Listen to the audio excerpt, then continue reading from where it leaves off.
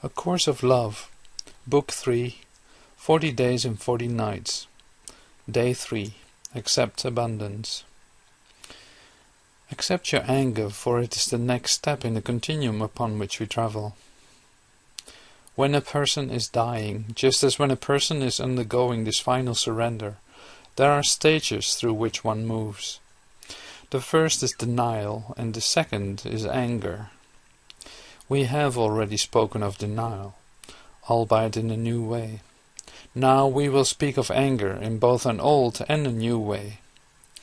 Let me suggest to you what it is truly all about.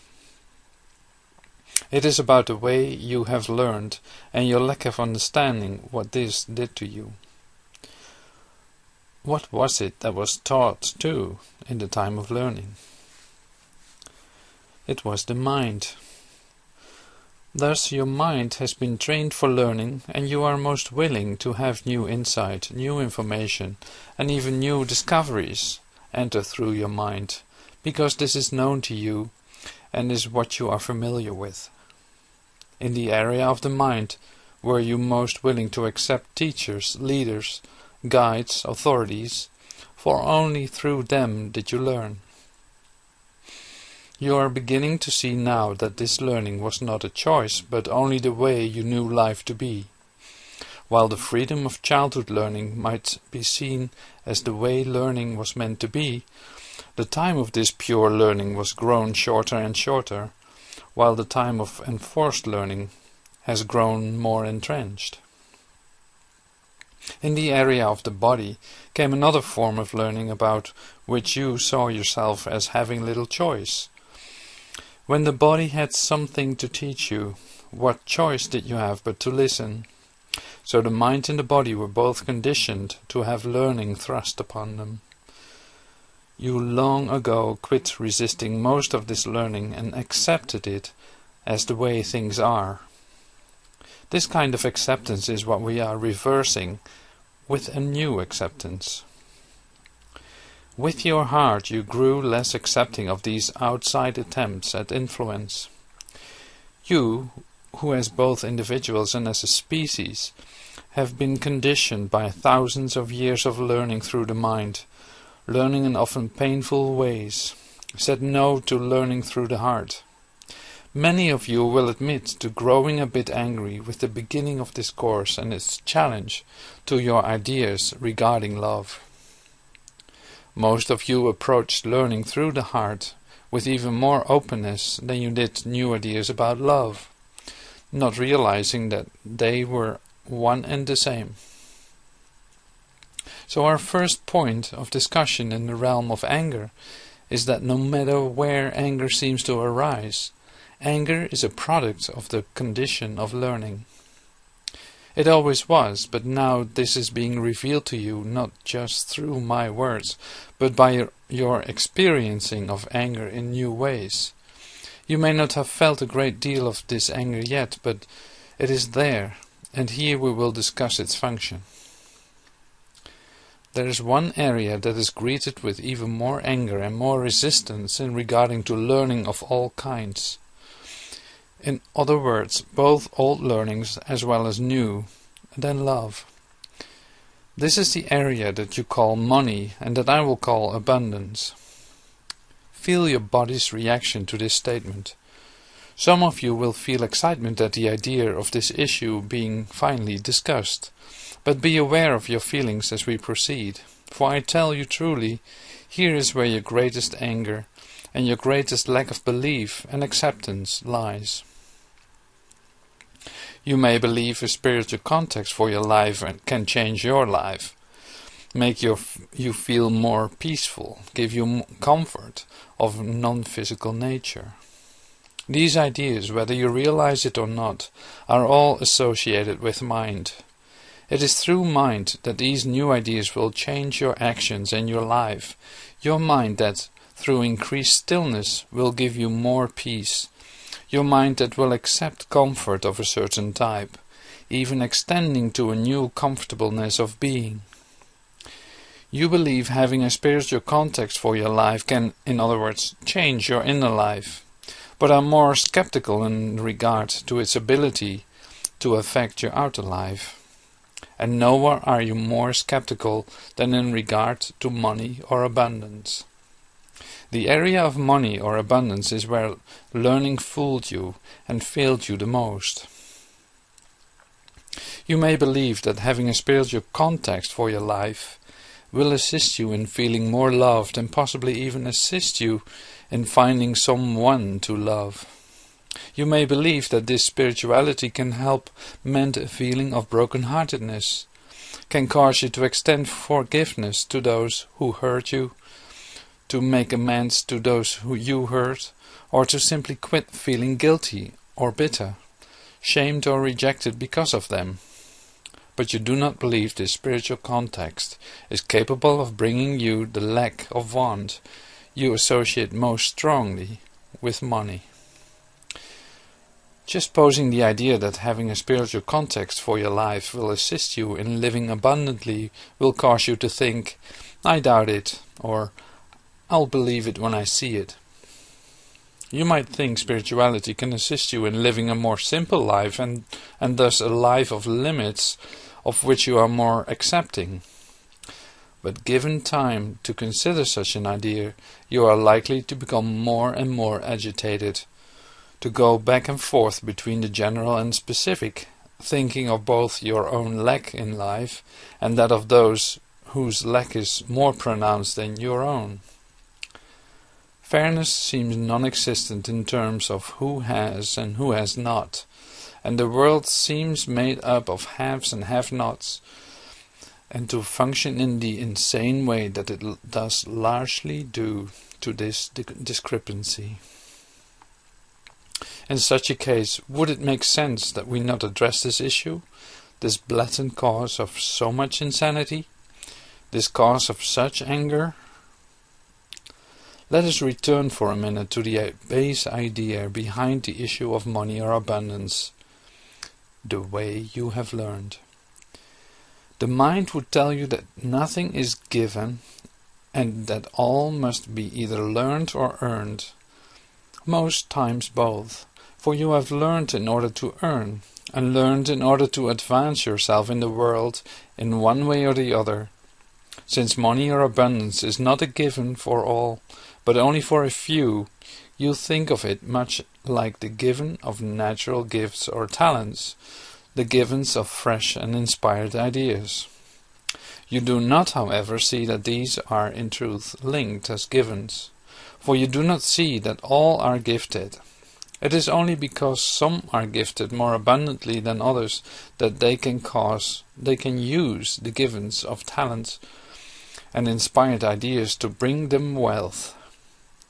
This is the idea of bartering, which we have spoken of before, or bargaining, which we will speak of more here. It is the base idea that is behind all ideas of lack, an idea you so thoroughly learned through the time of learning that letting it go, even now, still torments you with worry and anger.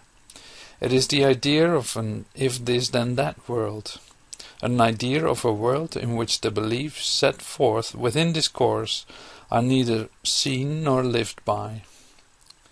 This is the basic fallacy that the time of learning supported, the idea of if this then that, the idea of abundance earned, the idea of nothing being truly free, not you, not your gifts, everything coming with a price. Abundance comes, even to those gifted, only through the exploitation of gifts. Abundance remains, even to those born with it, only through the exploitation of others. Only through some having less, do some have more. To think in such terms, and then to see such thoughts as even capable of having spiritual value, is something you think of as insane. There seems no remedy, and so you would rather not even attempt an understanding of how things might be different. As far as you have come, these ideas are still with most of you to one degree or another. Even though you know these are false ideas, and in that knowing may even say to yourself as you read them that you no longer think in such a way, They are there in the learned pattern, and you know this too. They are what prevent you from believing that the ideas set forth in this course, when practiced, are capable of making a difference, especially in terms of monetary abundance. This is one of those situations in which you know and have no idea what to do with what you know. Being unable to replace, in application, the false with the true, the pattern of the false remains. Yet how can you accept yourself when you have feelings such as these? How can you accept an idea of inheritance with ideas such as these? How do you accept me when you see me as symbolized a life of godly poverty and a calling my followers to abandon their worldly goods? Thus must this source of your anger and discontent, this source of your non-acceptance, be revealed in a new light. Let's go back to the idea of money when it is seen as a given. It is seen as a given in one case only, in the case of inheritance, in the case of those born to money. Thus, this is a good place to start, since inheritance is that of which we speak. Let's be clear that we are not speaking of money or abundance being given when it is hard work to attain, not even when it seems to come from some event of luck or fate. We are talking specifically here of the money given through inheritance, the money some lucky ones are born with. These are those who are resented most within your world, and yet envied. This resentment and envy fills you with anger. If you feel any anger now, pay attention to its effect on you. You can feel perhaps the strain and tension in your stomach, back and neck. The degree of your discomfort with this issue is something you only imagine to be greater than that of your brothers and sisters. A few of you will not feel this, and if you are among those few, do not skip past this dialogue, but join in so that you understand, as do those for whom this dialogue is meant, the power of this aspect of your brothers and sisters' lives, and the power and function of anger. The power of money to affect you is a power that is denied, rarely acknowledged, seldom spoken of. Think you not that the shame that comes from heartaches or mistaken actions is any greater than the shame those feel who feel no abundance, who suffer a lack of money? There is still a commonly held belief that abundance is a favor of God, and as such, those who do not experience abundance have done something wrong. We will return to this, but first let's continue with the denial of money's effects. The shame and pain of heartaches and mistakes is more often and more easily spoken of than the shame of monetary failure. Certainly much complaining and general fretting are done, but only to the degree in which you feel you are in the same circumstances of those to whom you complain. To speak of money matters with someone who might have more than you would consider a shaming act. You would fear that they might think you want something from them, and you would suffer embarrassment. To speak of money with anyone who has less might open the door for a request for what you do not feel you have to give. To reach a position in which you feel you need to ask for money from others, even from a bank, is seen as a dire situation indeed. This asking will likely be an ordeal of some consequence. Even those who are seen by others as constant takers, unafraid to ask for a handout or free lunch, experience the same emotion, the build-up of anger, resentment and shame. In the realm of money lie your biggest failures, your greatest fears, the risks you have taken or not taken, your hopes for success. What you wish for is contingent upon having the means to pursue it, and few of you truly think that money would not solve most of your problems. Even those of you on this spiritual path think money is among the greatest limits to what you can accomplish, to how you can live the life you would choose to live.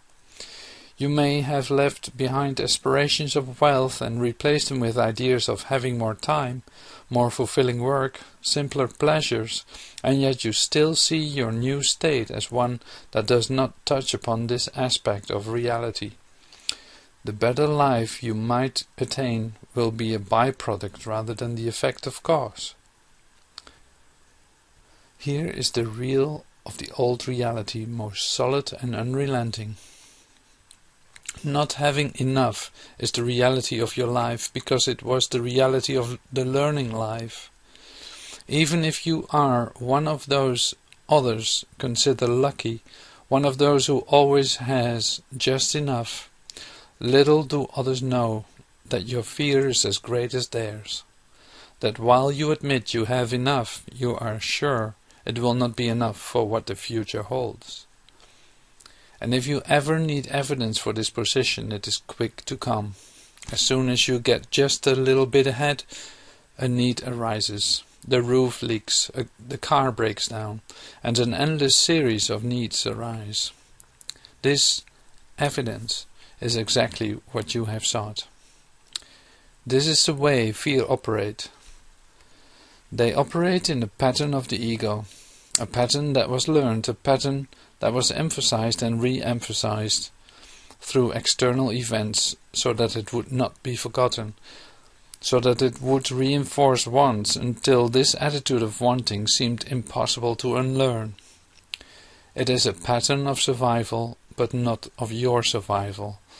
It is the pattern of the ego survival, and even though the ego is no longer with you, the pattern remains because what you learned, and the way in which you learned it remains.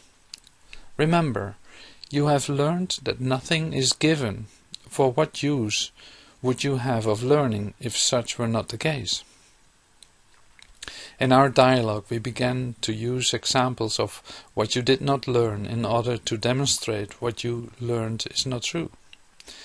What you learned is insane. But to realize the truth you must now fully reject the untruths that you learned.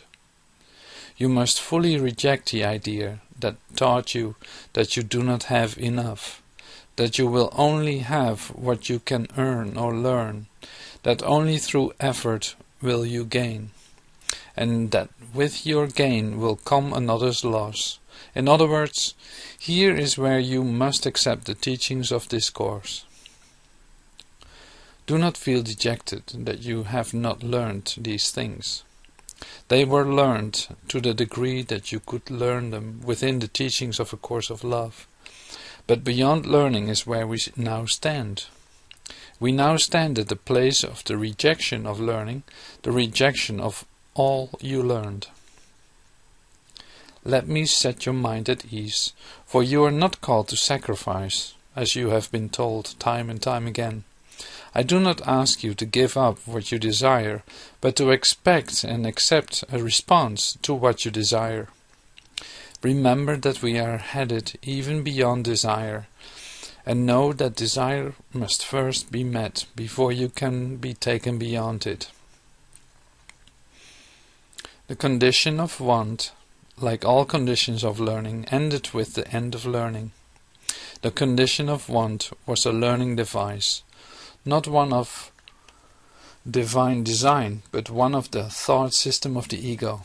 It was a trick to keep you constantly striving for more, a trick to guarantee the survival of the ego self, a trick that provided the small rewards of time-bound evolution, the small rewards that would keep you assured of progress through effort, and just as assured of ruin through lack of effort. You think of abundance is the most difficult thing to demonstrate when it is actually the easiest. You think you could learn what is for you the most difficult type of learning, be it philosophy, math, or foreign languages, before you could learn how to make money, or in other words, to have abundance. You think you could more easily find love than money, even those of you who felt loveless for too long to contemplate. And those of you who scoff at these remarks because you feel you have learned the secret of money, the secret of success. Answer truly if you really believe this, or if you are merely covering over your fear and not having enough with an incessant drive to prove it is not so. Just as so many of you are thankful for your good health while at the same time dreading the disease that may at any point take it from you, those of you who have money see it in the same way. You may go along just fine for weeks or months or years, unworried about your health, until the slightest pain make you think of cancer. In this same way, there are not any of you, those who have money or those who have none, who feel that your financial health is any more secure than the health of your body. How can you live like this? How can you have any peace when you live like this? What succor will your inheritance provide if thoughts like these accompany your inheritance? Where is a monetary inheritance, would you not squirrel it away for a rainy day, or spend it on only with trepidation and an eye upon your bank account? Even those of you who would feel prepared to let it bring you joy would err in thinking that it would. How many times has what you thought would provide you with reason for joy failed to do so once acquired? And so you might think here of what has brought you joy: a home, a garden, a musical instrument, the equipment that enable a hobby or a talent to be developed, a well-loved book, a dinner with a friend, a new car, a new pet, the ability to provide a child with a good education. You might think here too that money made from what you love to do has a different quality than money earned from toil. You might think that money earned from what you love to do is the answer, just as you might think that money spent on the more lasting pleasures, such as the things described above, is the secret. For you are quite certain that there is a secret you do not know. There is. And it is a secret I will try to share with you here. If you can let your disbelief and anger at this suggestion fall away. I know you expect a flowery answer, and surely not one that will be a 1-2 steps to abundance answer. But I will try to address you in an in-between tone, one that will not cause you to feel spoken down to or incite your hostility, one that will not only be truthful but as practical as you need it to be. You have been told that the time of the Holy Spirit, the time of a need for an intermediary between yourself and God, is gone. You have been invited to know God directly and to develop a relationship with God. It is in knowing God that the relationship of abundance will be made clear to you and break forever the chain of want. Learning is no longer the way for a good reason. It exemplifies the difference between information and wisdom, between finding an answer and finding a way or path. Many have read the words of the Bible, the words of Lao Tse, or the words of Buddha. To teach is to convey the known. To speak of a way is to invite dialogue and a journey.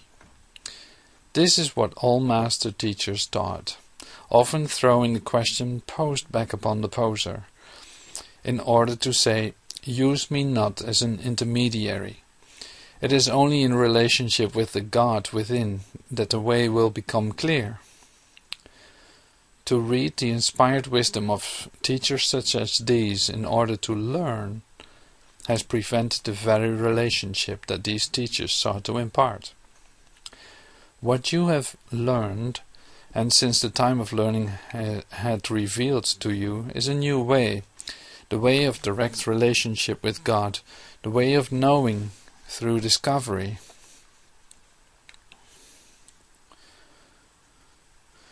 When you have felt the reality of union, you have felt the place in which you want exists, in which no want exists. You felt this through the responsiveness of the relationship that is unity. You perhaps desired an answer that came to you through no process you had known before. We spoke of this as thoughts you did not think. We spoke of these thoughts you did not think coming with authority and certainty, a certainty you had previously lacked. When I said earlier in this chapter that you are most comfortable learning through the mind because of your familiarity with the pattern of learning through the mind, you can perhaps see why these first revelations of union would come to you in a way associated with the mind. You have accepted now, because of whatever experiences of unity you have had, that the knowing of unity is available to you. You may not have given great consideration to the access through which that availability arose, but since for most of you it has arisen as thoughts you did not think, if you were to make an association in regards to entry, you would likely say the entry point was the mind. This is in a sense true, as wholeheartedness is comprised of the mind and heart joined in unity. It would be more true to think of this joining as creating a portal of access, a new source of entry. But these points do not advance your discussion now and can be returned to later. The point here is your concept or idea about what you have gained from unity, thus far being that which can be gained through the mind. As you advance and as you become more open to other means of accessing the wisdom you once sought through learning or through the mind, other means will open up to you. You may see, audibly hear, and interact with what comes to you from union. The idea I'm trying to open to you here is the idea of a responsive relationship with unity that does not exist only within the mind of the wholehearted. It is the visible world, the outer world through which your wants find provision. It is the world of unity, the true reality through which your desires are responded to. This does not mean that the place of unity is a place that does not interact with the place of form. It is interacting with the world of form through you. Do you see? You are the entry point, the only channel through which all that is available in unity can flow. Abundance is the natural state of unity, and thus your natural state. Just as certainty rather than uncertainty is your natural state. Just as joy rather than sorrow is your natural state. What you are being asked to do here is to open the self of form to the place of unity, thus allowing this divine flow of union into the elevated self of form. Being open to the divine flow of union is the exact opposite of the condition of anger. Anger could be likened to an argument, a debate, in which you are on one side and determined to be one who is right, the one whose side will win. What you hope to win in this insane argument about abundance is an acknowledgement, even from God, that you do not have what you need, that you are lacking, and that because of this you have no choice but to continue to struggle and strive, to earn and to learn, to, in short, carry on in the world as you always have. Even those of you who would claim to know this anger not, who claim to wait in trusting silence for God's provision, are still waiting for provision. Even those of you who have asked God for abundance and opened yourself to receive it, even those you who have seen some improvement or evidence, could cite as a response to your request, see not the truth of the situation. You still believe the truth of the situation to be the reality of the physical form and of what you have or have not within the confines of that form. This would be like still seeing the mind as the only source of learning, and learning as the only source of knowledge. What you have begun to see is that the mind is not the source of certainty, no matter how much knowledge it attains. What you have perhaps begun to see in similar terms is that money is also not the source of certainty, no matter how much it enables you to attain. Certainty, in other words, comes from somewhere else.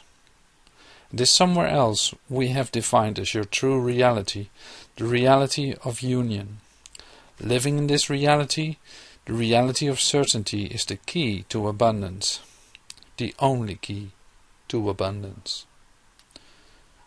These words are just what you may have expected to hear, and you may feel a return of feelings of anger here. But we have said that there is a function for your anger. The function of anger is to lead you to step beyond it, the step of action and ideas, the step often called that of bargaining. Many of you will have already entered this step, the step of considering how what you might do might affect the response of God. You take this step without realizing that you are still acting in accord with ideas of it being an if this then that world. You try to guess what God might want you to do. Be it still and not worrying about money or taking actions, right actions now, as opposed to your idea of wrong actions of the past, in order to bring money or abundance flowing to you. All that this period of bargaining represents is yet another stage in your movement toward acceptance. It is still based on the belief that you are responsible for the abundance or lack of abundance in your life. That it is you who, by changing your beliefs or your actions, can change your reality. This is often a hopeful period, and it, too, is not without value. You may have many good and even inspired ideas within this time. You may feel as if you are on the right track, that through the planning out of strategy and action, through putting all that you have learned into practice, you are sure to begin to see the benefit that have been promised. But many of your ideas and actions at this stage will be tinged with the anger that came before it. Here is where you may rail at the unfairness, at the unseen benefits of what you have acquired from this learning of promises seemingly made and not kept. Where, you may ask, is the lack of struggle that has been promised? Why do you still have to try so hard, work so long, endure so much? Why isn't the end in sight? The final stage in this process, this movement toward acceptance, is depression, a lowering of spirits and energy, a lack of desire, a lack of activity, a sinking feeling of going under, of going into the depths of despair and sadness. Each stage may contain hints of the other, but in regard to money or abundance, each stage is experienced and felt. This experience has only one combined value, one combined purpose, the purpose of the final letting go, the final surrender that is necessary for the final acceptance to come into being. Just as you were told you cannot think great ideas into being or great talent into fruition, just as you were told, in other words, that the givens are not to be dealt with by the conscious or thinking mind, so too it is with abundance. Abundance can only be accepted and received, just as great ideas and great talent can only be accepted and received. You might argue now that what you do with great ideas and great talent is of consequence, and this is true. A great idea or great talent that is not brought into form, that is not expressed, that is not shared, is no greater than a seed not planted. But the gift of the great idea, the great talent, must first be seen and recognized, acknowledged and accepted, before it can be brought into form, expressed and shared. What good would it do you to say, if I had talent, I would accept and receive it, express it and share it? If I had a great idea, I would accept and receive it, express it and share it. And yet you continue to think that if you had money or abundance, you would accept it, receive it, express it and share it. This if is all that stands between you and abundance. You do not believe this, however, and the function of denial, anger, bargaining and depression are to lead you to this belief and finally to this acceptance. Acceptance first that you do not believe, and then acceptance itself. Do you see the difference even here in belief and acceptance? Can you begin to see acceptance as an active function, much as learning was an active function? Acceptance is an active function. It is something given you to do. You think it is difficult, but it is only difficult until it becomes easy. While you think of acceptance as just another word, another concept, another trick of mind, you will not see it as the replacement of learning, and as such as an active state, a state in which you begin to work with what is beyond learning, a state in which you are in relationship with what is beyond learning. It is in truth a state in which you enter into an alternate reality, the reality of union, because you accept that reality. Like all that was taught within this course, this is a matter of all or nothing. You cannot accept part of one reality and part of another.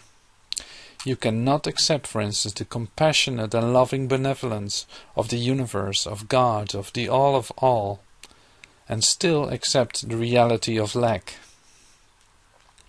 You cannot accept that in the reality of unity all things come to you without effort or striving, except money. You cannot accept what you no longer have to learn and accept the condition of learning that is want. Active acceptance is what allows the great transformation from life as you know it to death of that old life, to rebirth of the new life.